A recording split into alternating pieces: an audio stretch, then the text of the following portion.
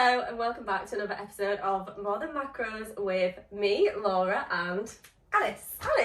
So this week we are going to be chatting about a very controversial topic. A few disclaimers before we get into it. Obviously, this is just based on opinion and what we have got back from our question box, what we've done a little bit of research on. We are not for or against the topic. We very much just want to have a chat about... Just conveying opinions. Yeah, like have a chat about some people's opinions, kind of maybe debunk a few things, weigh in on what, like, our verdict is at the end. We might change our mind, we might start one way and end up more swaying towards another way, but we just kind of wanted to have a nice conversation in an open space and have a chat. Yeah. Look at some research, obviously try and come up with like a solution or kind of ways around. If you find it triggering, then there might be ways that we could potentially help you by making some suggestions in this video, or even how you can use it to like your advantage. Yeah, exactly. Every cloud has a silver lining, as the saying goes, and yeah, I like it too.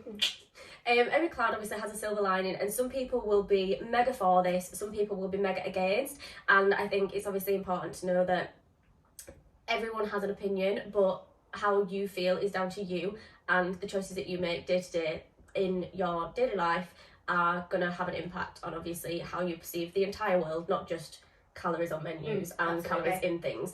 So to start off, I got some statistics together because I wanted to like go into this feeling like like a little bit prepared. Like I don't just want to be one of them people that goes into something and is like, this is what I think and blah, blah, blah, blah. I wanted to kind of have a good research and understand why it was even brought into place in the first place. Yeah.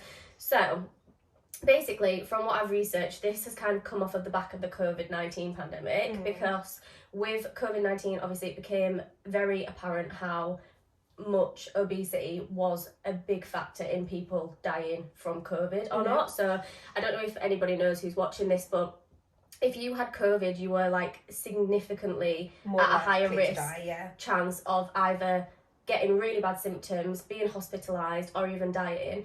And obviously the UK Prime Minister Boris Johnson, he even said that the reason why he was so bad with COVID was because he was overweight. So I think it really brought to light how important it is to kind of tackle this obesity crisis that's going on in the UK, England, the world, everywhere at the moment. But obviously, on the back of that, can I just make a weird comment? I feel like a lot of people, a lot of people that have come to us especially, have said, I gained a lot of weight during lockdown as well. Yeah, definitely. And I think, and similarly for a lot of people, like, they've come to us saying, like, I got into fitness during lockdown because they didn't have the time. They didn't have the time to do it before, and then all of a sudden they had all this time, and then that gave them the opportunity to obviously be able to get into it. So obviously, from a bit of research and digging down, obviously the COVID pandemic is something that massively impacted the way that people viewed their health and obesity and fitness. Like, it completely changed a lot for a lot of people. And if I just plucked some statistics from thin air, I did a little bit of research, and around 3/4 of people over the age of 45 in the UK, in England alone, are overweight or obese. 3/4 of you know what, that people over doesn't shock 45. me. 3/4. Yeah. So Alice hasn't heard these statistics before, because I wanted to obviously do the research and then see your reaction and if you were surprised to things. So I think a very good reaction. I'm not shocked. No, so obviously around 44, around 3/4 of 45 and above are overweight. Now this one was the one that surprised me. Of every 1,000 10 to 11 year olds in England, 255 of them are obese. That's a quarter of 10 to 11 year olds. That was me. For every 1,000, 154 are overweight. And for every 1,578 are at a healthy weight, which is whatever that may be. But that's in only terms half. of the BMI, And then out of 1,000, 12 are classed as underweight. So obviously you just have to think, like, some kids might be super sporty, that kind of thing. Like, or obviously some kids do develop eating disorders very young, but for a general, every 1 in 1,000 people, for 255 of them to be obese at the age of 11, that to me was just I was like, what? Like only half are at a healthy weight. Yeah, so the majority of them are either obese or overweight. Well, so if you what's 300 and where are we going? 400 out of 1,000 children in England between the ages of 10 and 11 are overweight or obese, and you have to think that then like so this is in school as well, so this is very much like influenced by like the parents like lifestyles and things. So like when I obviously worked in a pub, I used to get like parents coming in who were overweight, and then their kids would be overweight because their parents were overweight. So obviously I think if that's kind of where they're at when they're 10 and 11, what happens when they get into high school and they've got more options to more freedom like you can go to the shop before school and they're going to pick up a Kit Kat. Did you ever watch that? Did you ever watch that show, Honey, I Killed the Kids? No. No, Honey, I Killed the Kids. Killed the Kids. I think it was Honey, I Shrunk the Kids.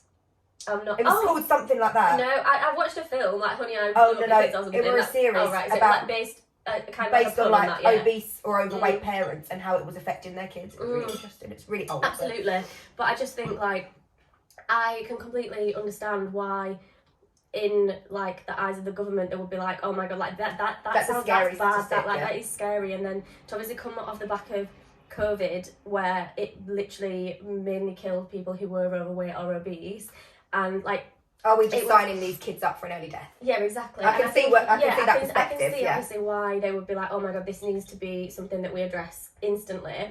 And I think because obviously they had the NHS scheme of like get out, eat more, like move more, change for life.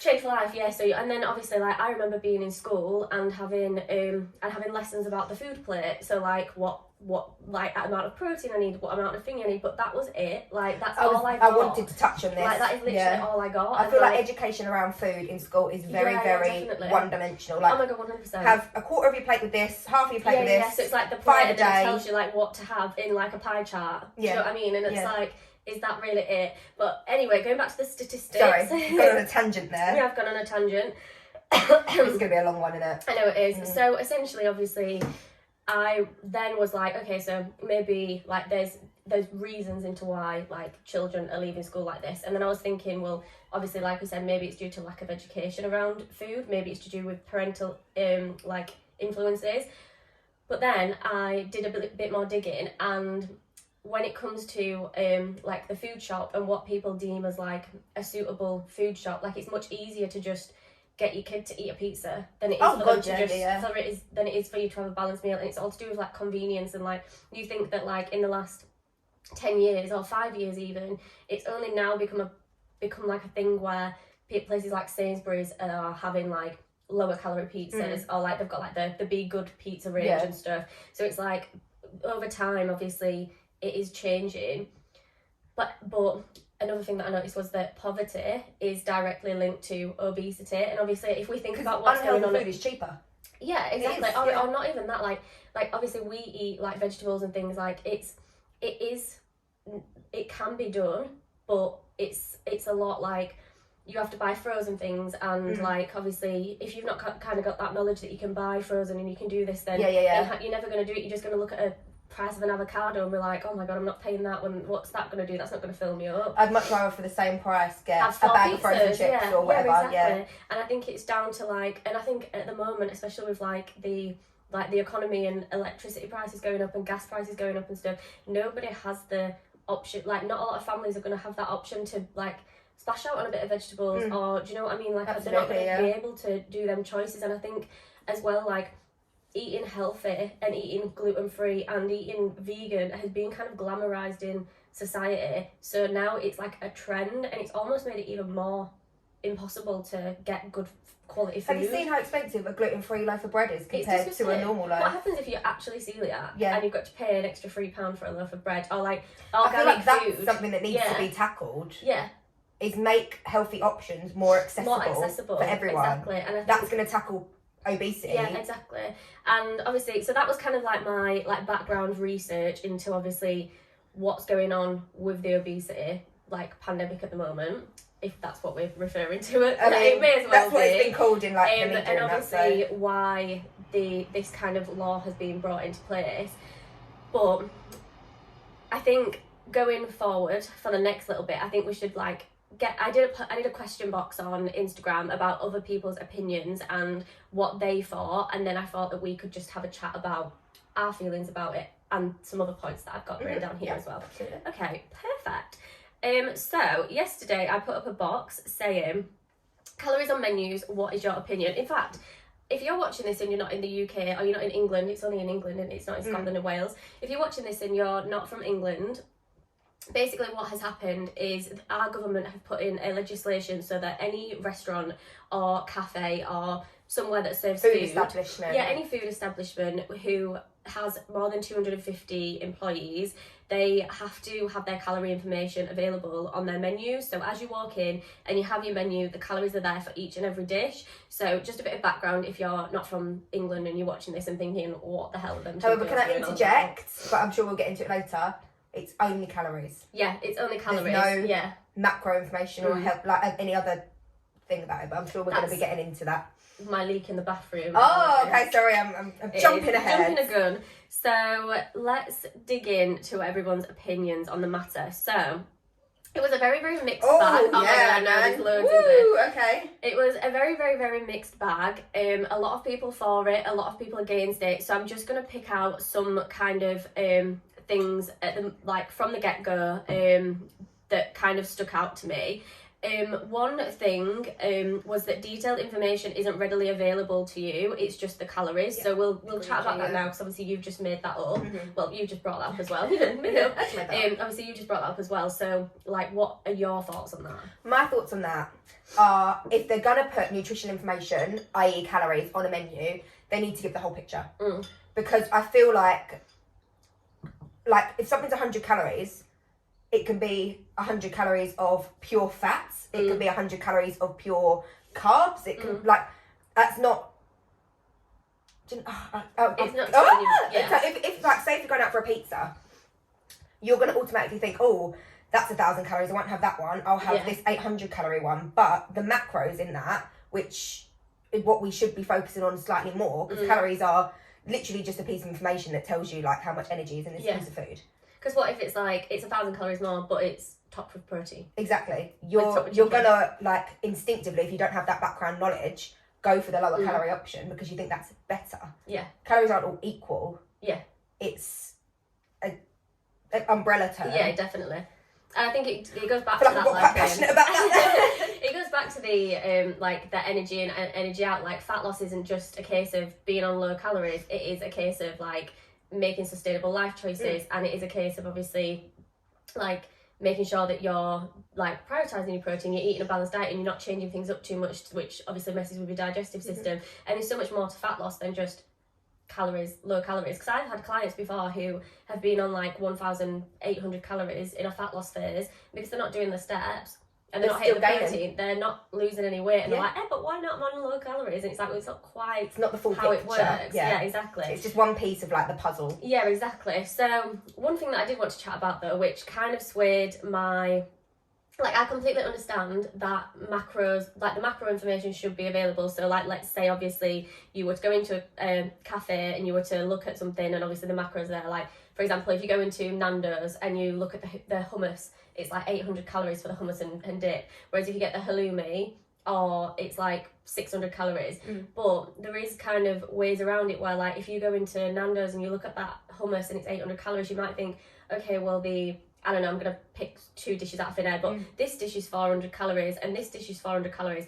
I could have them both and the same amount of calories. So it's good in a sense that it can give you a bit more freedom, or like it can make you kind of think, oh well, I could get more bang for my buck here and I could have this and I could have this, if you are purely focusing on calories and not the kind of nutritional content. But I watched a video on Instagram the other day by James Smith PT. God knows I love him. He's very controversial, but I think he's so funny. Like I genuinely just think he's so funny. Like he's really, really, really funny. I would be friends with someone like him. To be fair, I probably wouldn't. Like I probably actually. Like I would I feel like it'd all be fun and games until like 5 minutes in. Five minutes in, and he probably offended me. Yeah.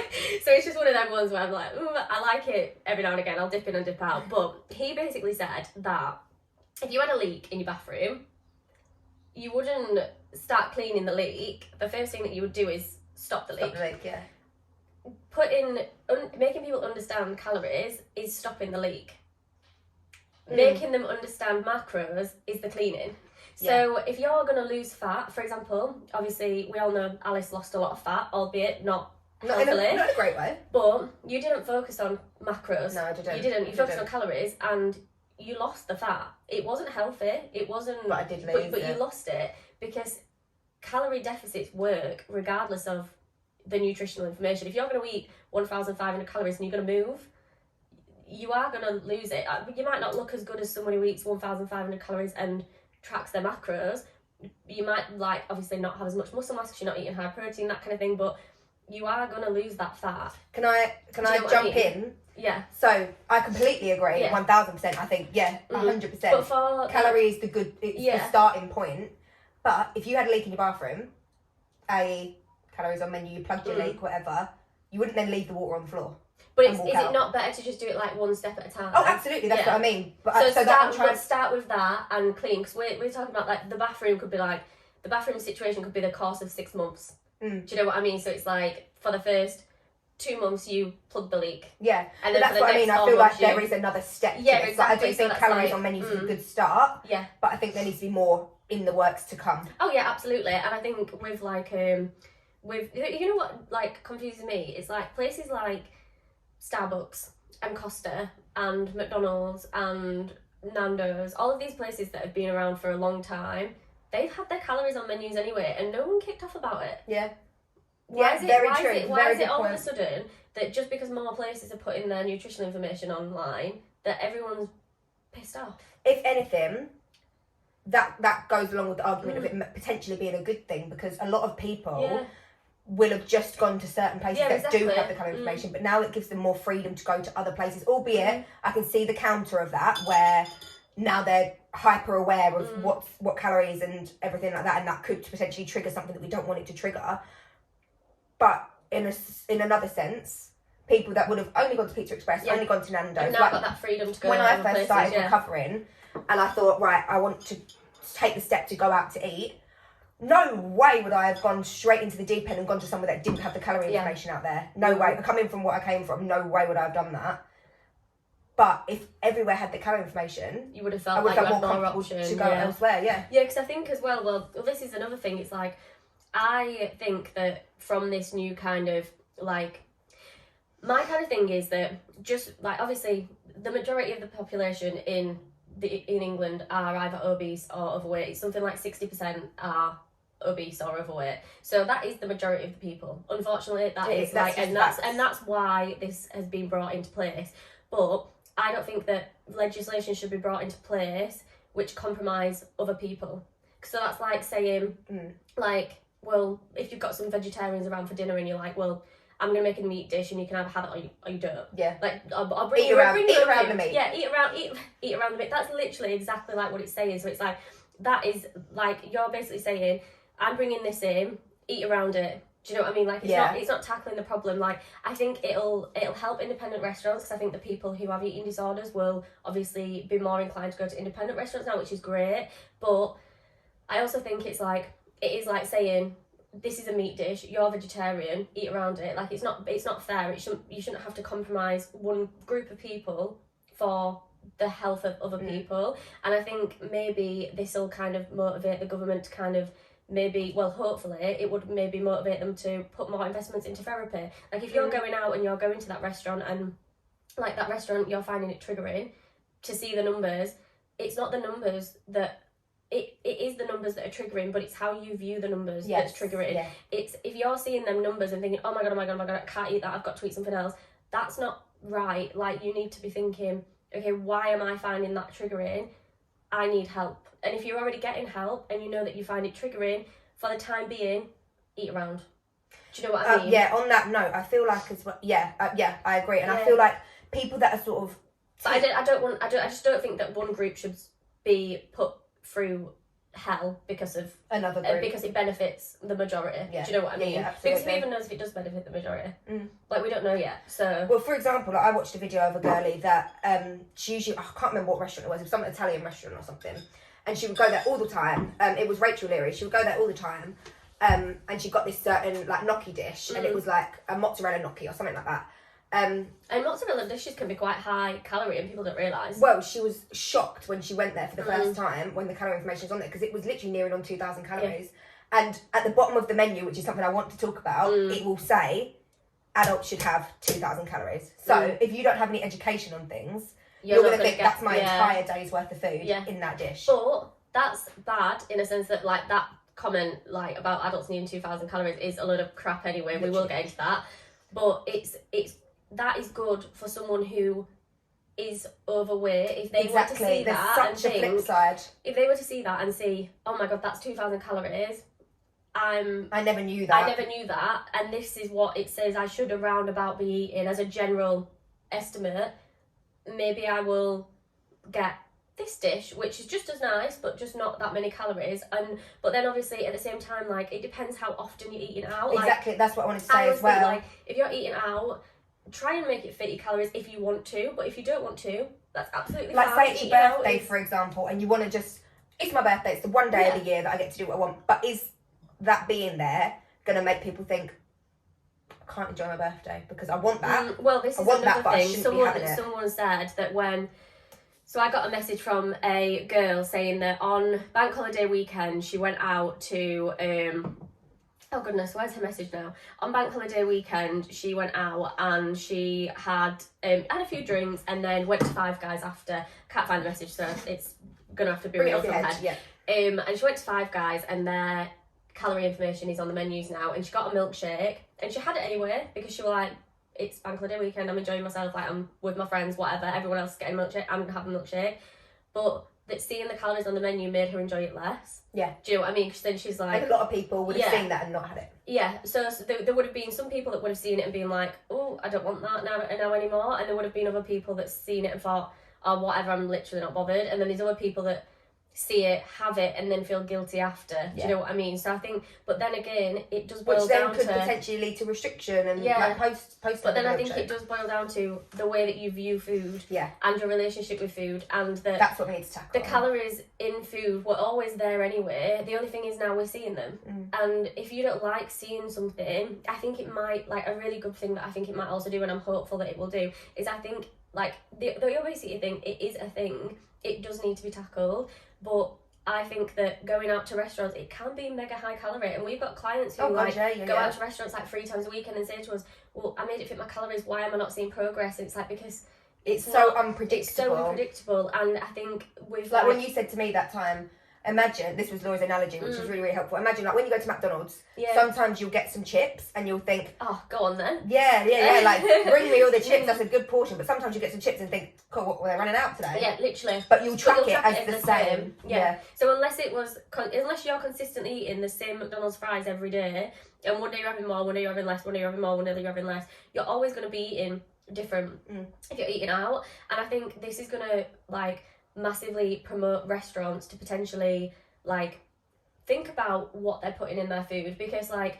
obviously food that's higher in fat, that's higher in carbs, it's so much more enjoyable. Like, it is enjoyable. Oh, like, God, yeah. Everything, when things are cooked in oil versus when things are cooked in fry, like, you can taste the difference. Do you know what I mean?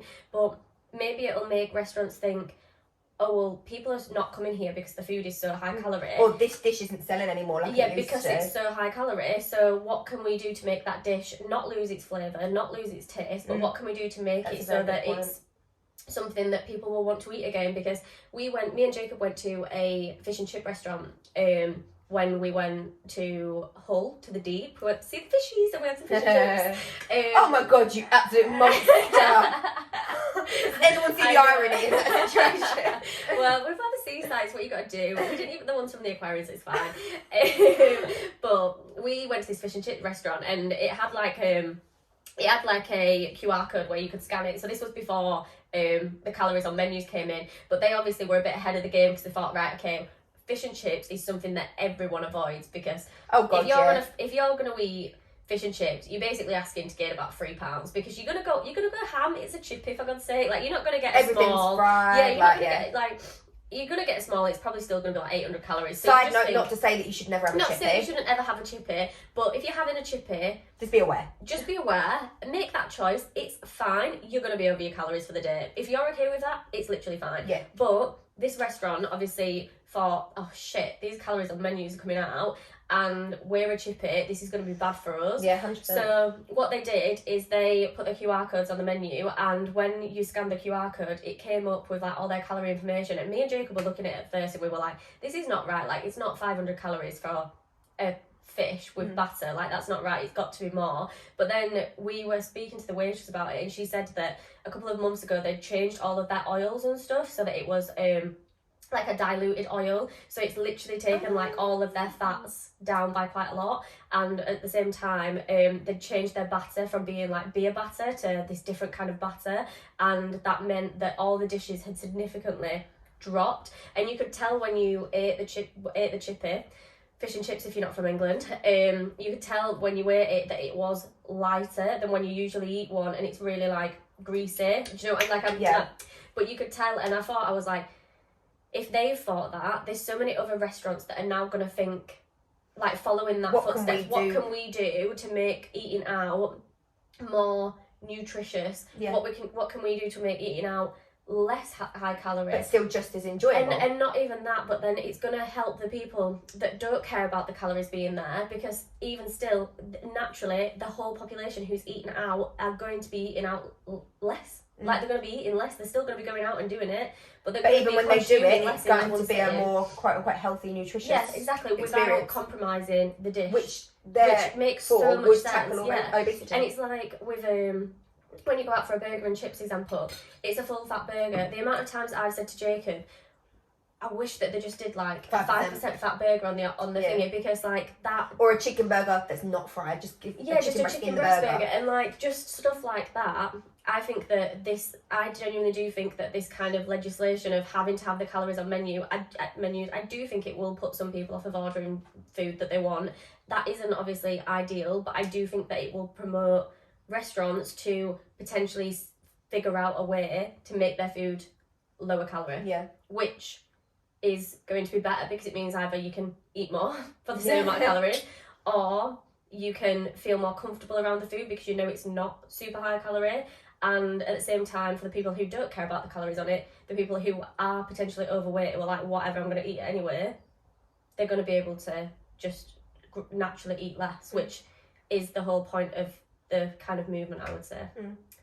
It's a very, very, very two-sided coin. It's a very, like, 50-50 argument. Yeah. I feel like I personally, like I said to you before we did this, I'm dreading doing this video, because I feel like people are going to expect me to have an opinion.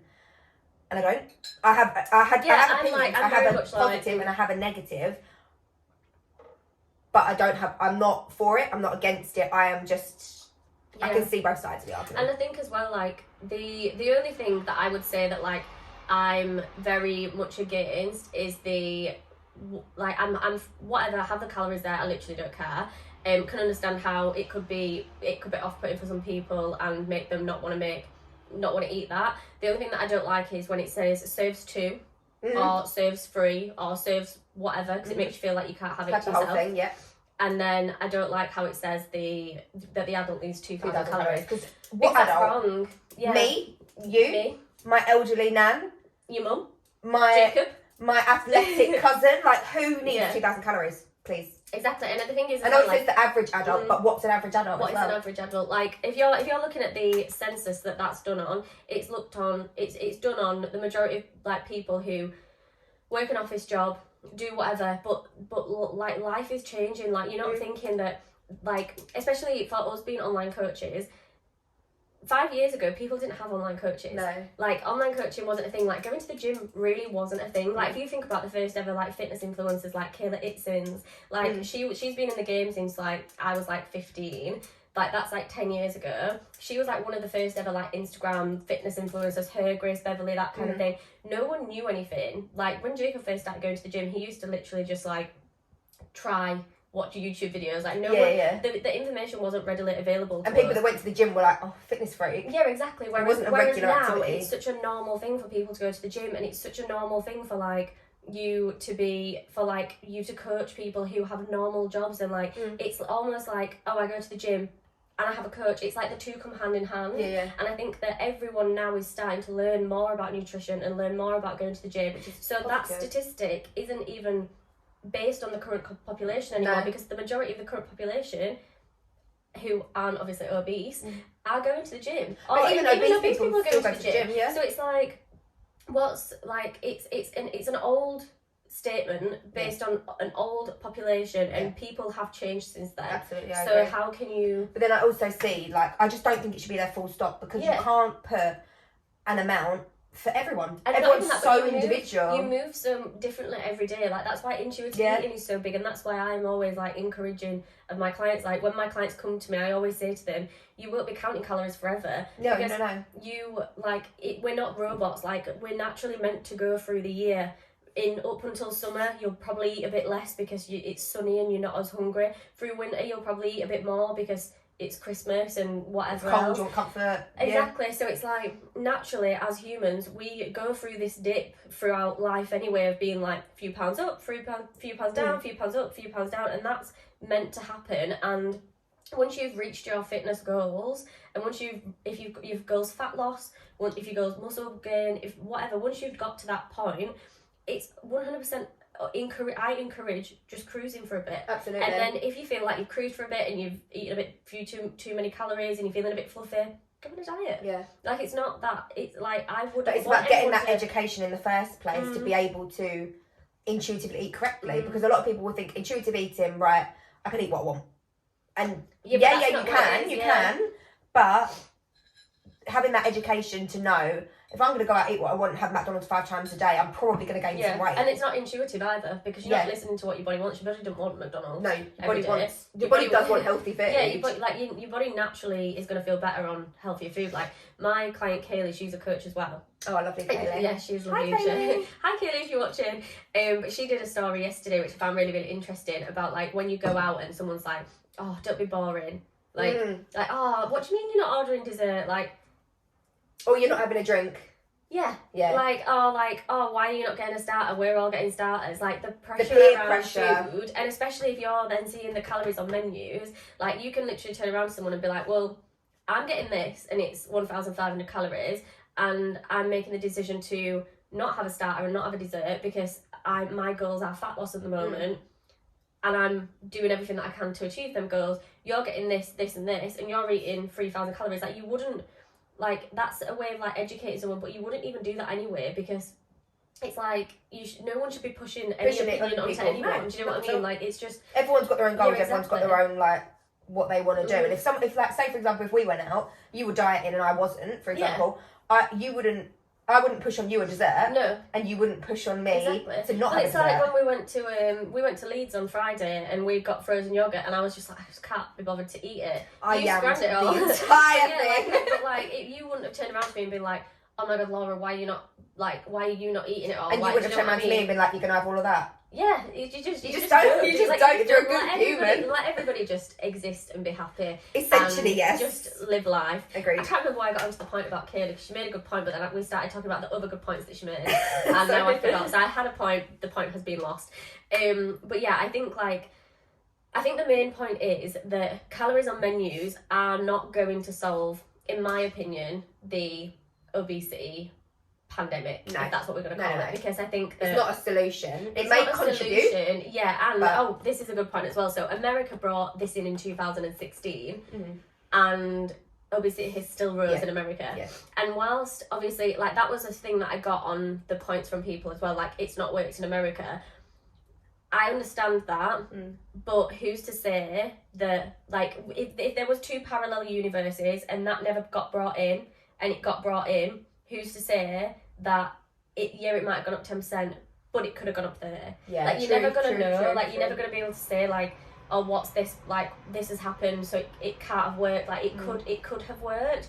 And I think as well, like, America is very, very, very different to the UK. Like, we've got clients in America and they're like, there's no 0% fat yogurt. No. There's no, there's next to no sugar-free drinks. Yeah, I was going to say drinks, yeah. Like, every drink in America has calories in it. Like, there's not really anything that's sugar-free unless it's like well, I don't know, correct me if I'm wrong, but unless it's like an energy drink or some kind of like targeted to gym goers drink, the majority of foods, the majority of drinks tend to be like more sugar and stuff. And the sugar compared and we've got to the sugar drink. tax here. So it's like everything, so like obviously, I think this is just a new thing that's come in as a accumulation of things. So obviously at first it was the Jamie Oliver in school trying to make kids healthier. It's not worked. Yeah. Do you know what I mean? Like, yeah, they're not having turkey twizzlers anymore, but clearly the obesity pandemic it's still gone on. Yeah. So obviously that came in.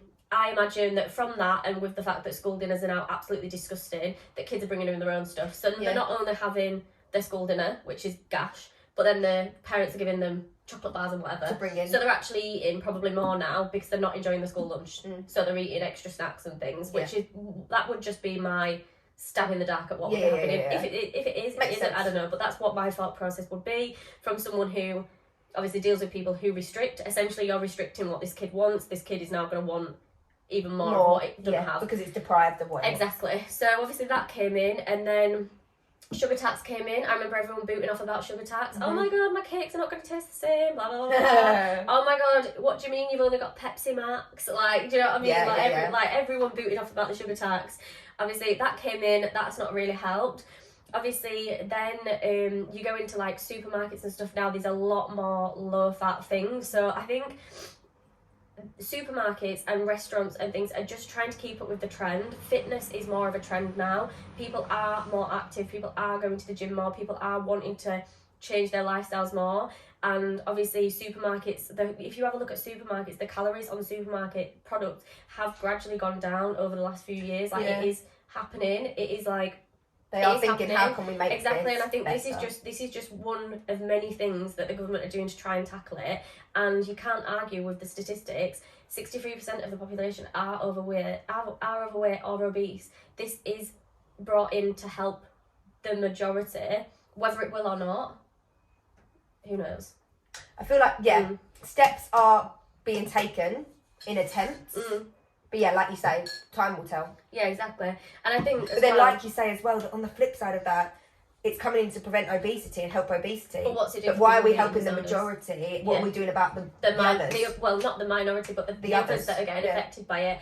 And another thing that I picked up on as well was when I was doing my research that there has been a direct link between calorie counting and eating disorders. Absolutely. There's been a direct link. People who calorie count have quite a lot of them have some form of disordered eating.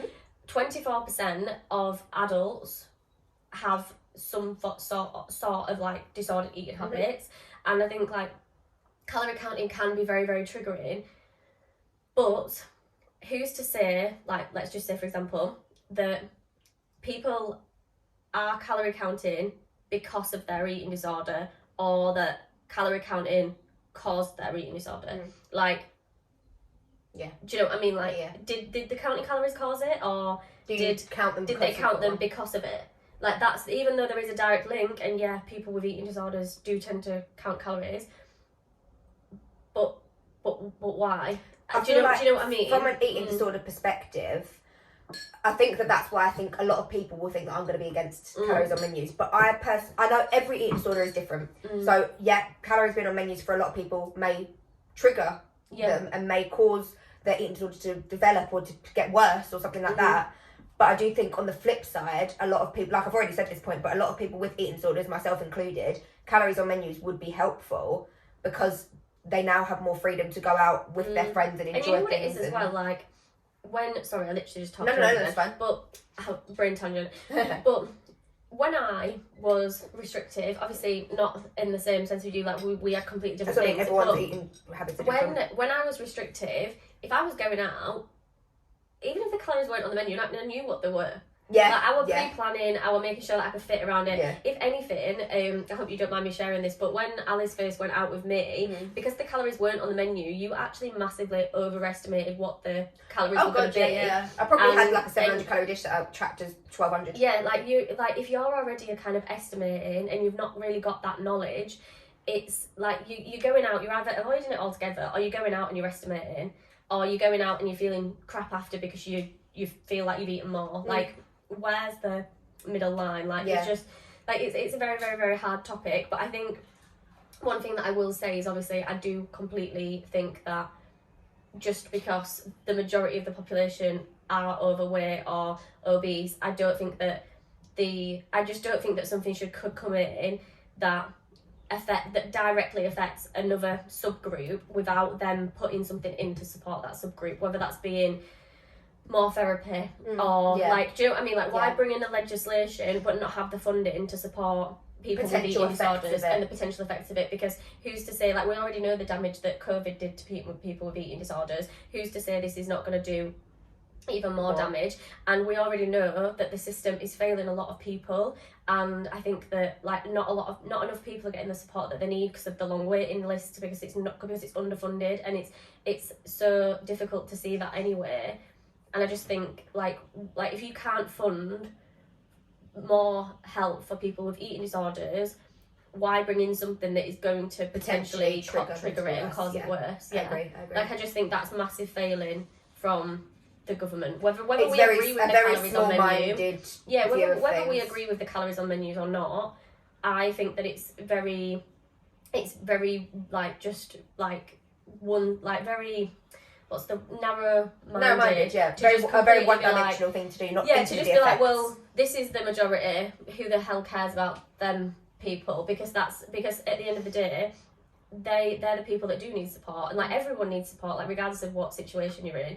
But don't put them in a situation where they're going to potentially get worse. And as well, like another thing is that I researched. So like when it comes to obesity and being overweight, it's not just calories. Like people are like obesity is a multi-dimensional thing. Like it's lifestyle, it's mental health, it's poverty is a big one. Like, and the thing is as well, if poverty is directly linked to obesity, then the people going out for dinner is a privilege. Do you know what I mean? Like, not everybody goes out for dinner, especially if you're in poverty. So the places that people in poverty are going to go to, like, for dinner potentially, it might be McDonald's or it might be something else. So they're not even going to get the benefit from it anyway. Yeah. And the people that are... Because they don't have that luxury of being able to choose where they go. So it's like, do you know what I mean? Like, who's to say that it's even going to benefit that subgroup of people that are obese due to poverty? Do you know what I mean? So it's like...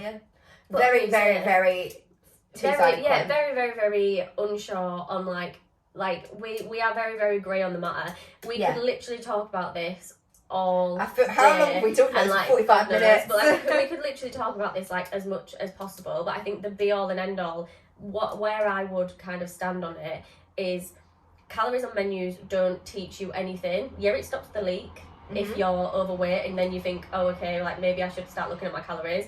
But I genuinely think that educating children in school, not like kids like 5-year-olds or whatever. But when secondary school. But yeah, as soon as people get to secondary school. When you bring in sex education, bring in nutritional information. I mean, I didn't even get sex education when I was in school. I got told what a period was, and that was I got the banana and the condom. Banana and a condom, but I was off sick that day, so. Oh man, you missed out.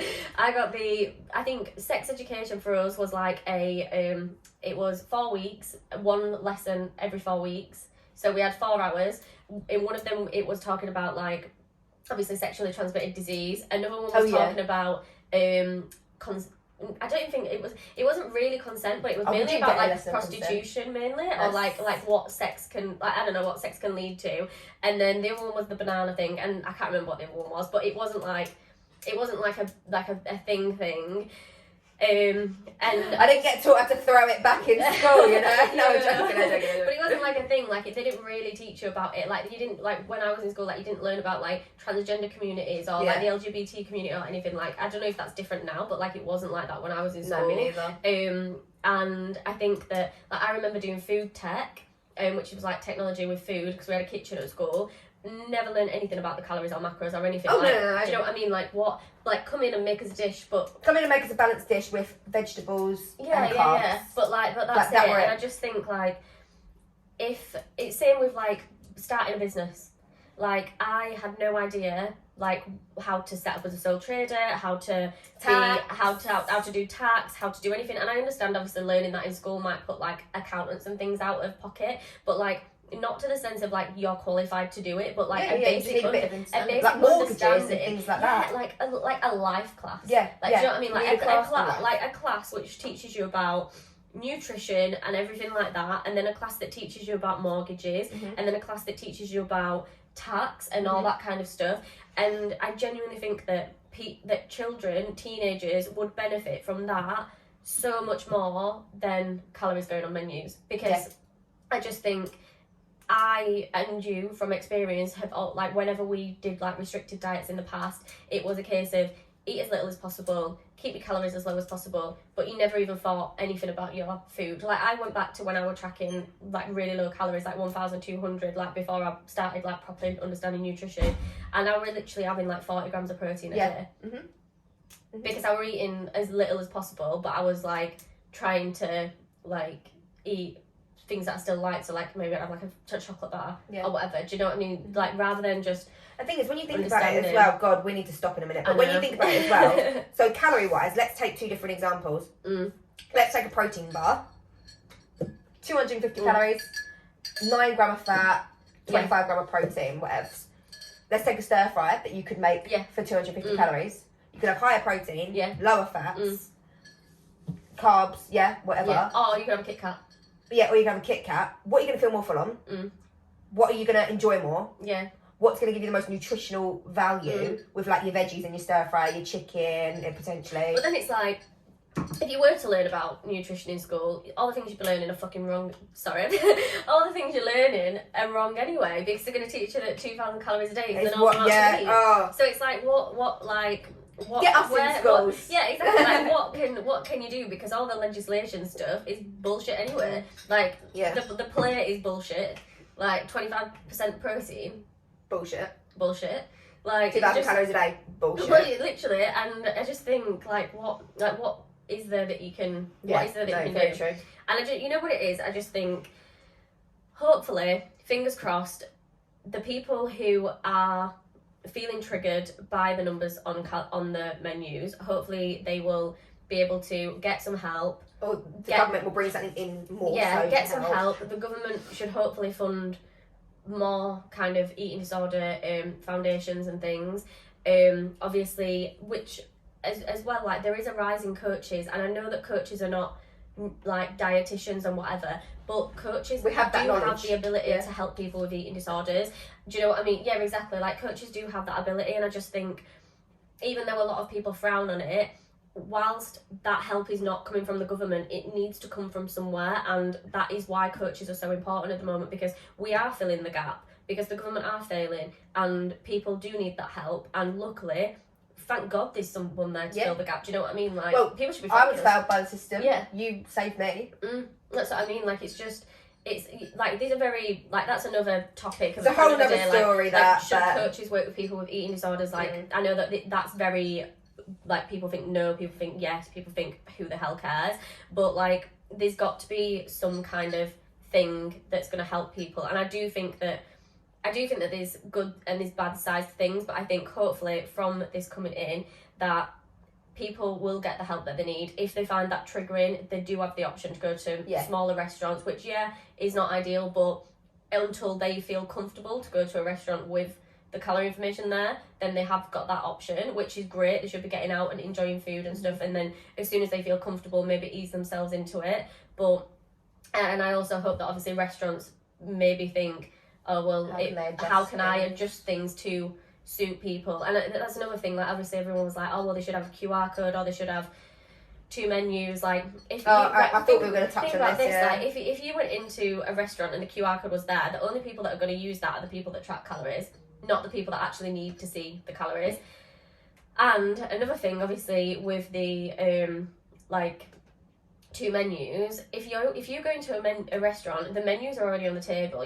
If you go into a restaurant and you have to turn around to someone and say, excuse me, can I have a calorie-free menu? You're gonna feel embarrassed. Like, you basically just said to that person, hi, I've got an eating disorder. Do you know what I mean? Like, I wouldn't feel comfortable doing that. Do you know what I mean? I'd rather just not. And I know that people who've got eating disorders probably not going to feel comfortable doing that. Whereas obviously at the start, so you just grin and bear it and have that conversation there, and it's there. Exactly. And you can see it. Whereas rather than avoiding things, why not work on the way that you view that thing? like I always say, like avoidance is never going to get you to where you want to be. Avoiding is not a solution. Like, avoiding the scale because it triggers you. It's not a solution. Is not a solution. Working on your relationship with the scale and understanding why the scale fluctuates is going to help you, is the solution. And the same with calories, like understanding calories, understanding nutrition is that's the solution. And understanding that just because a dish has got 1,500 calories doesn't mean that it's bad. It also doesn't mean that it's good. Yeah. Like there's no bad and good.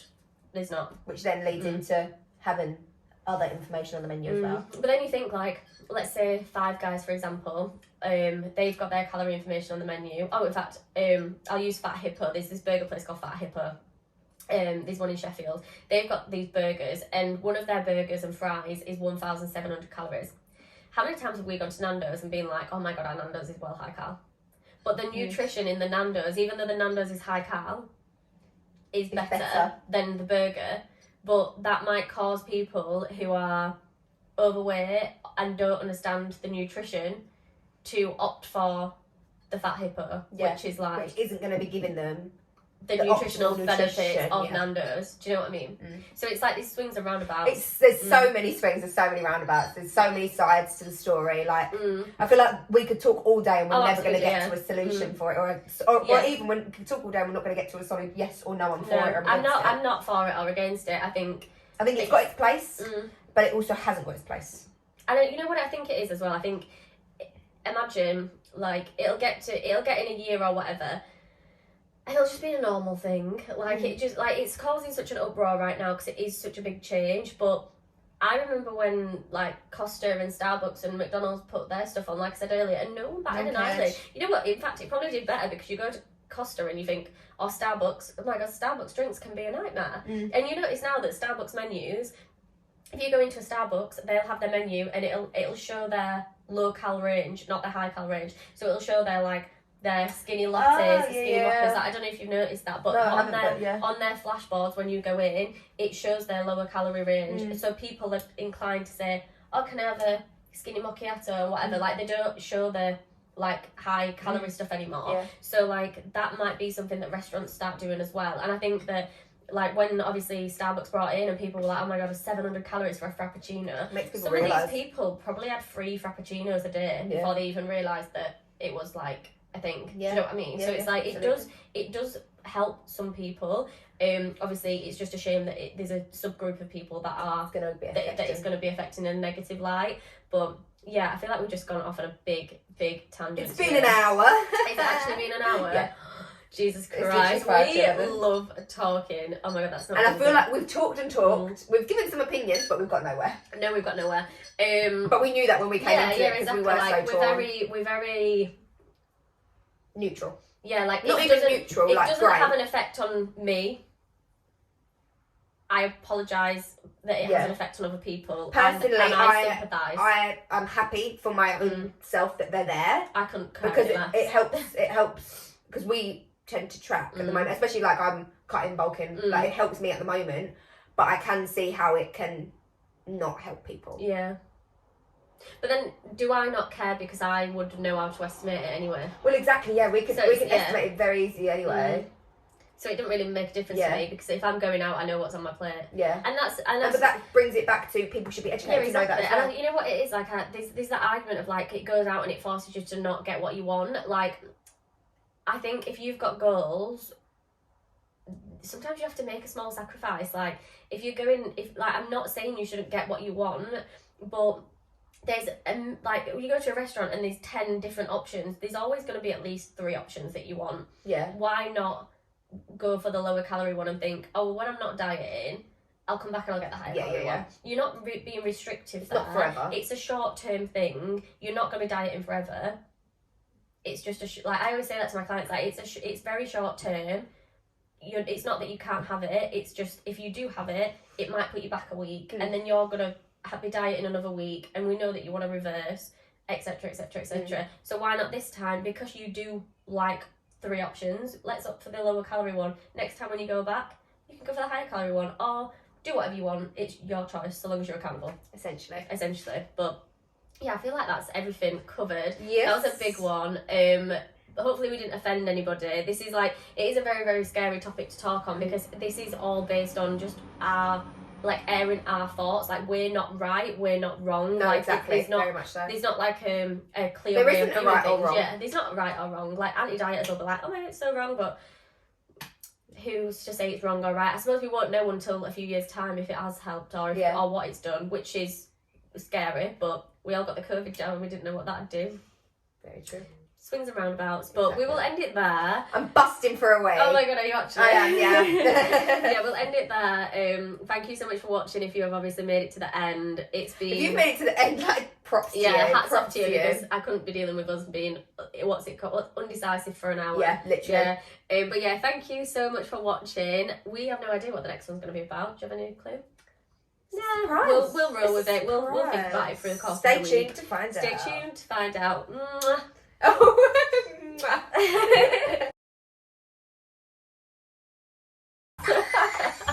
Right, okay, so hello and welcome back to another episode of More Than Macros. We should have said that at the same time. Right, okay, let's go again. Hello and welcome back to another episode of More Than Macros. I hate it. Try again. Right, I'll let you take the lead. Good. Hello and welcome back to another... Oh, I hate us so much. Right, I feel like I need... Right, okay. Alter ego. The glasses are coming up. Leak in the bathroom? Is there a leak in your bathroom? No, it's an analogy. Okay. It's an analogy that I want to chat about. Right. Oh, I've lost my head. 10 a.m. What have you drunk this morning? Many's a coffee. Many's a coffee. That explains everything. Okay, right. That was me rewinding. Oh. Right, stop. Right, let's behave. We're adults. We're fitness professionals, Alice. Right. What's wrong with you? Oh, right, okay. If you're not going to stop, No, I'm right, stopping. okay. Right, Let me just... okay. This is getting annoying. I'm annoying myself. My eyes are watering. Alice. You remind me of Jack when he like laughs and then goes to take a picture and he's like... Literally. Right. Alice, Let's you've go. got distinction stars in drama for a reason. Subtle brag. Just winked. Hello and welcome back to another episode. Am I not allowed to wave? Alright, I won't wave. Alright,